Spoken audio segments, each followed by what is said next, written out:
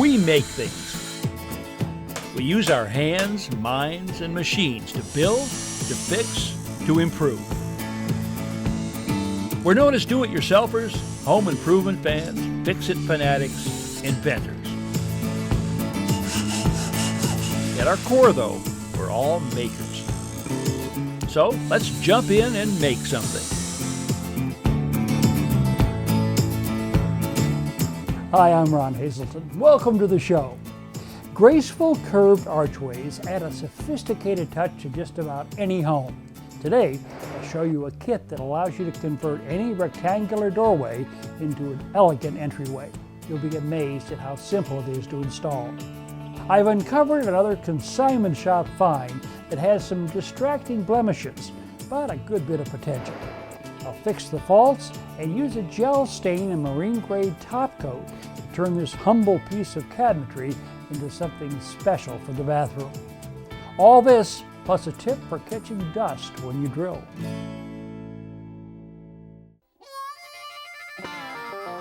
I picked up this cabinet at a flea market a few days ago. Now, while it is fairly simple, I think it could be really nice in a bathroom, someplace to put towels, washcloths, soap, or whatever. But it does need a bit of sprucing up. Now, the first thing I'm going to want to deal with is getting rid of these black marks right here and right here. The marks have been made from water that has come into contact with this steel hardware. The black is actually iron oxide. To remove it, I'm pouring a quart of hot water into this container, to which I'm adding a heaping tablespoon of powdered bleach called oxalic acid. It's available at most paint and hardware stores. After stirring it thoroughly, I brush the solution on the drawer fronts, saturating the wood.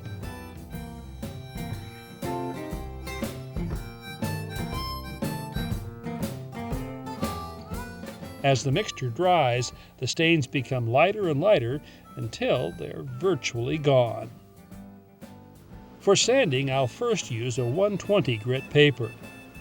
With my sandpaper cutter, I divide full sheets into quarters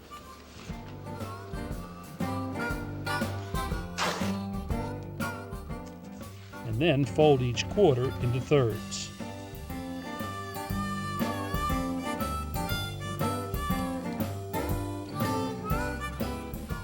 When it comes to sanding, it's important to always move the sandpaper in the same direction as the grain. Next, I wipe off the sanding dust with a soft cloth. On the side of the case, there's a compression scratch.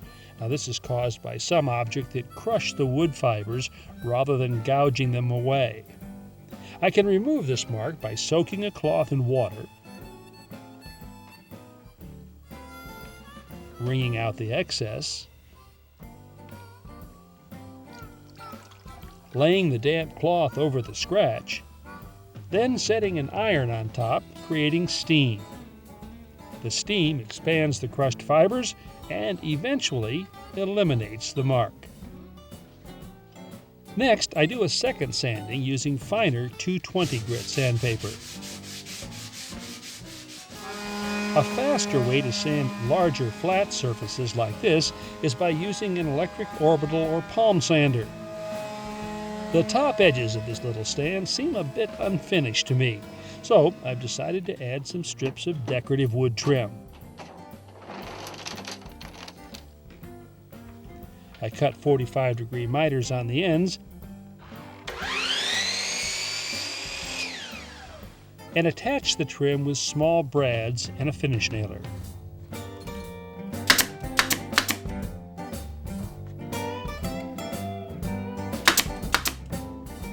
Finally, I set any nails below the surface and apply a cellulose wood filler to conceal the holes.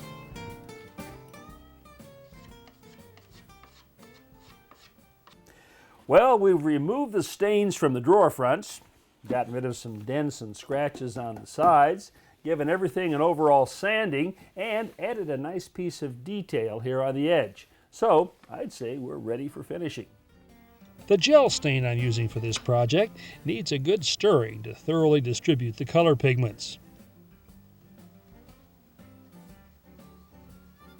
Once I'm satisfied, I pour a portion of the stain into a 1-quart plastic container.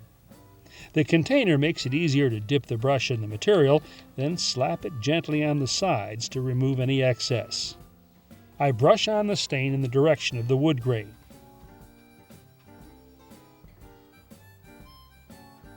On vertical surfaces, like the sides, the gel consistency keeps the stain from running and dripping.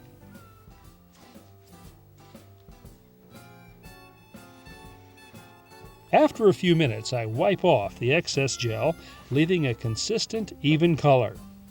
I can control the amount of stain left on the surface by varying the pressure on the cloth pad.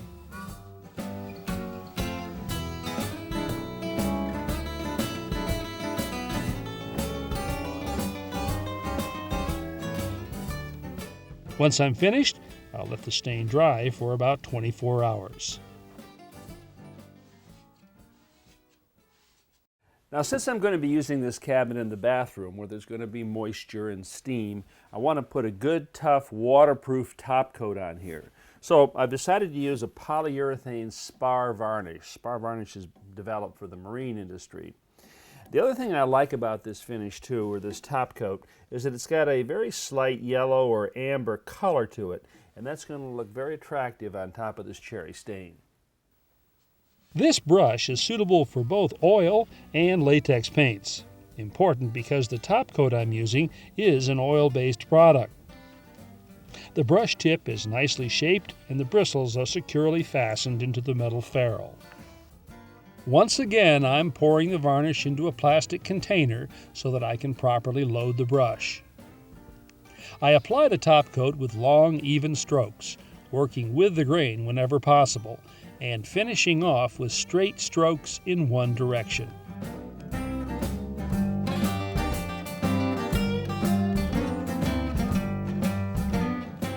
After waiting 4 hours, I sand the now dry first coat with 220 grit sandpaper. Most urethane varnishes need to be recoated within a 4 to 6 hour window. The sanding smooths the first coat, but also roughens it slightly to give the next coat a better grip. Next, I remove any sanding dust with a sticky tack cloth and apply a second coat. It's important to control dust as much as possible while the top coat is still wet. Now, this is the hardware that was on the piece when I got it, and in fact, this is what caused those black marks on the drawer front. Also, you know, it's just not the look that I really want for a bathroom piece, so I'm going to replace those with some ceramic knobs.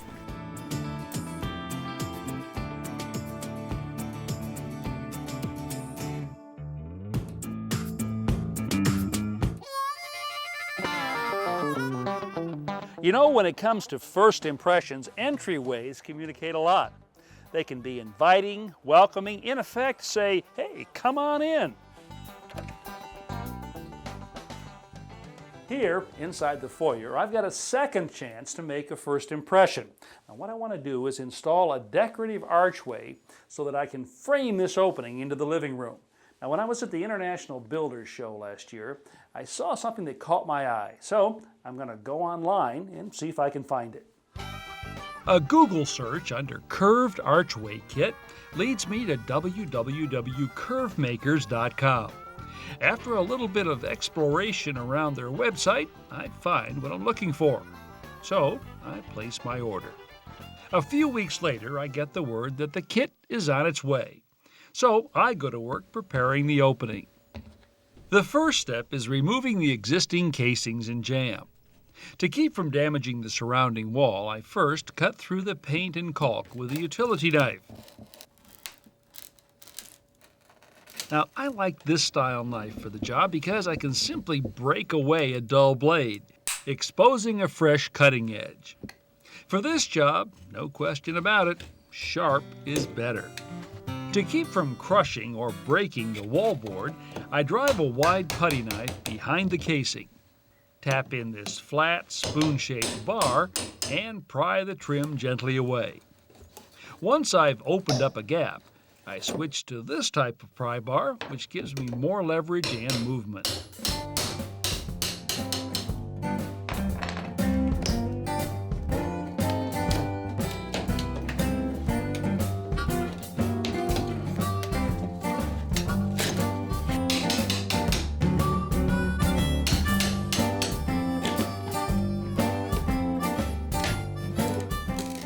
It's not unusual for the casing to pull off the nails, leaving them still embedded. A pry bar or hammer will pull them out, but again, I use the wide putty knife to keep from damaging the wall.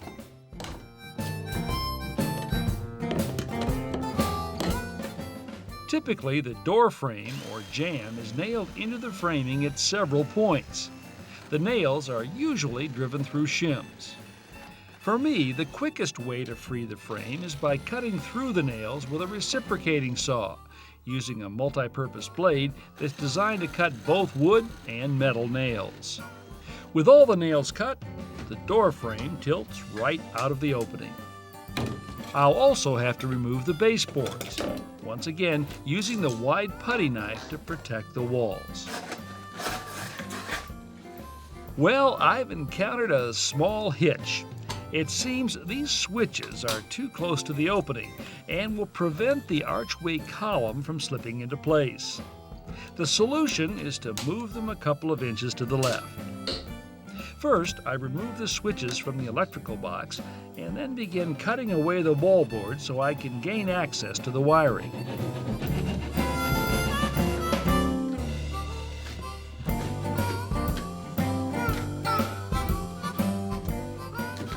Next, I remove the staples holding the armored cable in place and pry the electrical box bracket free from the wall stud. What I'm hoping to do is screw a 2x4 to the stud and attach a 1x4 on top, then remount the box. If I have enough slack in the cable, I can do it.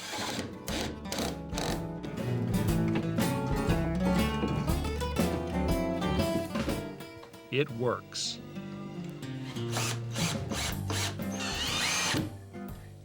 Now it's time to replace the wallboard. First, I attach cleats or backer boards to the left, top, and bottom edges of the opening.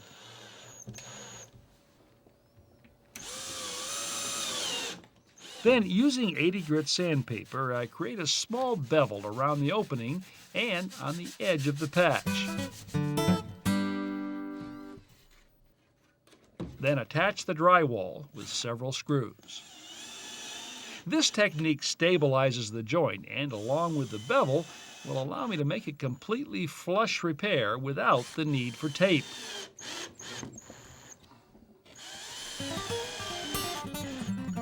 I can simply apply the compound, press it firmly into the joint and over the recessed screw heads, then skim off the excess.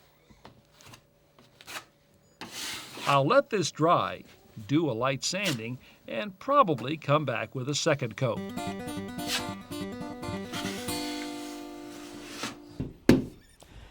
Well, once I get a coat of paint on that, you'll never know I was inside that wall. Now, chances are you won't have to relocate an electrical switch if you decide to put in an archway. But you know what I found? More often than not, I do run into some kind of little problem, some detour. And as you can see, it's just not that big a deal to handle it. Well, I'm going to grab my archway.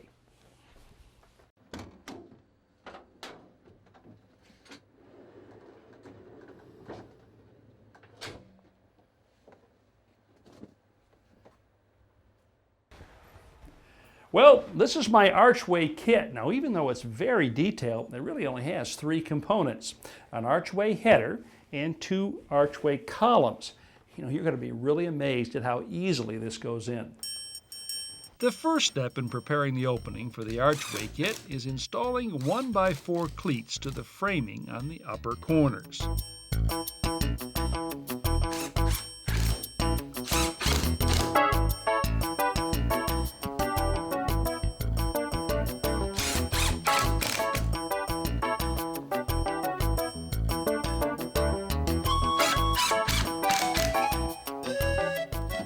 Once they're in place, I attach wallboard using drywall screws.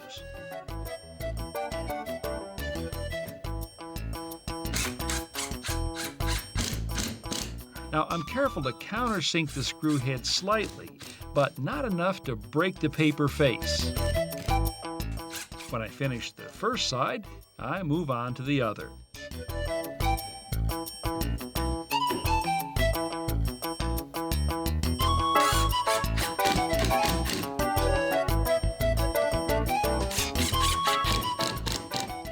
Now I put the columns into place temporarily and set a cardboard template that comes with the kit on top. With a marker, I trace the template outline onto the wallboard.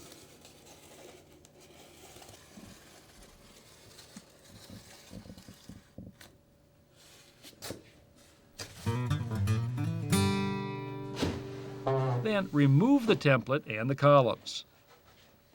Using a drywall saw, I cut along the line, creating a curve that will form the top of the archway.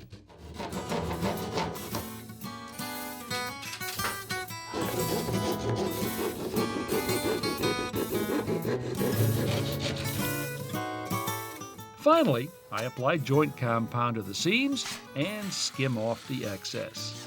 With the modifications to the opening complete, I install the first column by slipping it over the edge and pushing it into place. Next, I slide the archway header into position and use a piece of 1x2 to brace it. Notice how I've cut the brace just a little long so that it forms a slight bend when it's wedged into position. Now I fit the second column over the left side of the opening.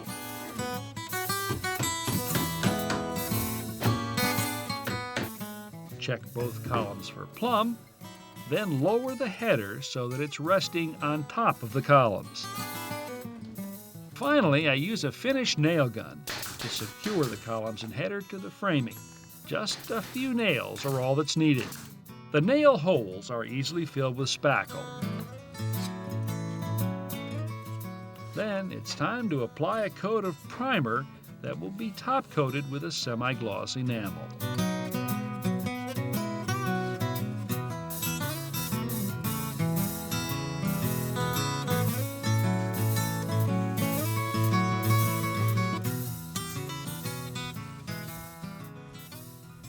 You know, I think the word elegant is often overused, but in this case, I believe it applies. And this was as easy as 1, 2, 3.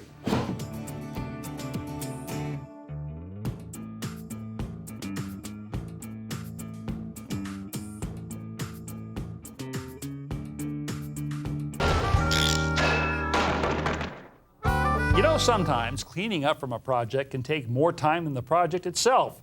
For example, you're drilling a hole in the wall and all that dust falls to the floor. Well, here's a solution. Tape a paper bag up before you drill, just below the hole. Go ahead, bore through, and all that dust will fall into the bag and not on the floor. To view today's projects again, visit ronhazelton.com, where you'll find hundreds of how-to videos available 24/7.